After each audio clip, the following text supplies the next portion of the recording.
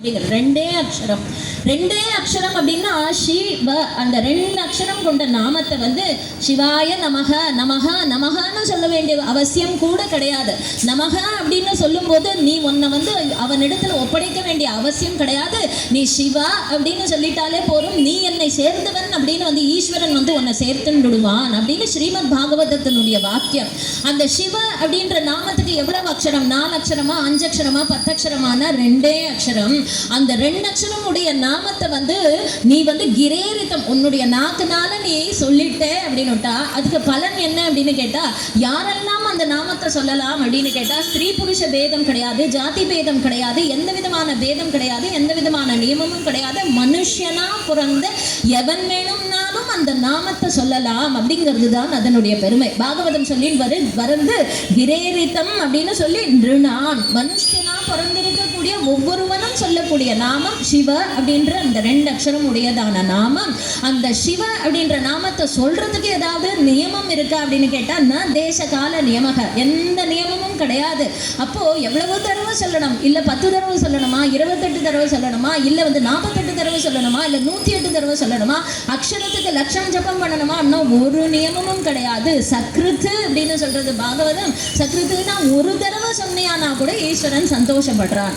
அதை சந்தோஷப்படுறதுக்கு நீ எப்படி சொல்லணும் அந்த நாமத்தை அப்படின்னா, நியமம் இல்லை அப்படின்னு சொல்றோம். அதோட கூட பாகவதம் இன்னொன்னு ஒன்று சேர்த்து சொல்றது என்ன அப்படின்னுட்டா, பிரசங்காத்து அப்படிங்கிறது. பிரசங்காத்து அப்படின்னுட்டா வேற ஒன்று சொல்ற சாக்குல நீ சிவநாமம் சொல்லிட்டேன்னா கூட ஈஸ்வரன் உன்னை ஏத்துண்டு விடுறான்.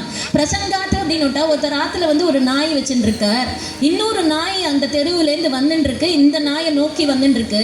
இவர் இந்த நாயை வச்சுட்டு இருக்கிறவர் என்ன சொல்றாரு, அந்த நாயை வந்து சீ அப்படின்னு விரட்டுறார், தன்னுடைய நாயை வந்து வான்னு கூப்பிடுறார். ஈஸ்வரன் வந்து சந்தோஷப்படுறாராம். ஏன் அப்படின்னா, சிவான்னு சொல்லிட்டானே இவன், அதுக்கு தான் பிரசங்காத்து அப்படின்னு பேர்.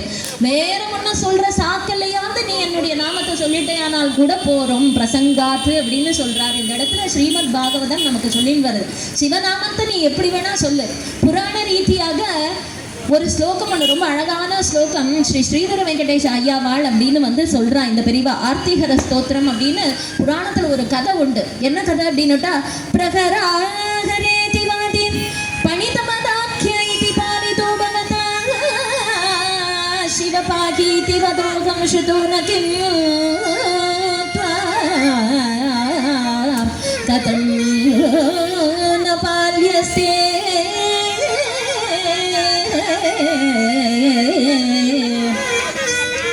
ஸ்ரீ ஸ்ரீதர வெங்கடேஷ் ஐயாவாள் அப்படின்னு ரொம்ப பெரிய மகாத்மா, திருவைசலூர்ல இருந்த அந்த பெரியவா.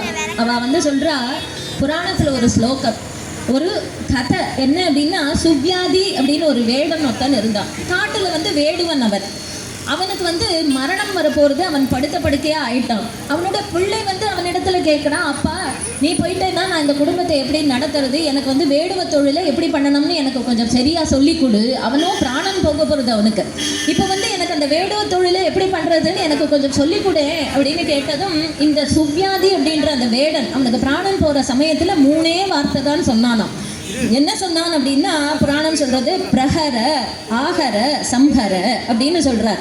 இந்த சுவ்யாதன் என்ன சொல்றான், பிரகர ஆகர சம்ஹர அப்படின்னு 3 வார்த்தை சொல்றான். அது சொல்லிட்டு அவனுடைய பிராணன் போயிடுத்து. இப்போ பிரகர சம்ஹர ஆகர அப்படின்னு 3 வார்த்தை சொன்னான் இல்லையா, இதை சொன்னதுக்காக சிவபெருமான் வந்து உடனே தன்னுடைய பூதகணங்களை வந்து அனுப்பிச்சுட்டாராம். அனுப்பிச்சு அந்த சுவ்யாதிய கைலாசத்துக்கு கூட்டிட்டு வா அப்படின்னு. யமதூதர்கள் எல்லாம் கேட்கிறா, அவன் மகா பாப்பி, அவனை போய் நீ வந்து கைலாசத்துக்கு கூட்டிட்டு போறேளே அப்படின்னா, ஈஸ்வரன் சொல்லி அமைச்சிருக்கார். அவன் பிராணன் போற சமயத்துல பிரகர சம்ஹர ஆகர அப்படின்னு சொல்லியிருக்கான். பிரகர சம்ஹர ஆகரல வந்து பிர ச அ வந்து அந்த உபசர்க்கம், அந்த 3 உபசர்க்கத்தையும் ஈஸ்வரன் வந்து விலக்கி ஹர ஹர ஹர அதை 3 மாத்திரம் எடுத்துட்டு 3 தடவை ஹர நாமத்தை சொல்லிட்டான். அதனால அவனுக்கு கைலாசம் அப்படின்னு சொல்லிட்டாலாம். புராணத்துல ஈஸ்வரனுடைய கிருபையை சொல்றார்.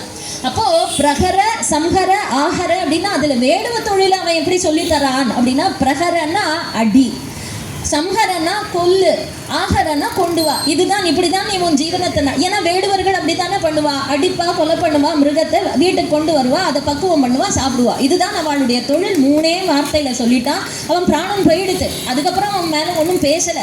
ஆனா பிரகர சங்கர ஆகரன்னு சொல்லி கொடுத்த இவனுக்கு வந்து கைலாசம் கிடைச்சது. அது எப்படி கிடைச்சது அப்படின்னுட்டா, பிர ச ஆவ வந்து விலகிட்டார் ஈஸ்வரன்.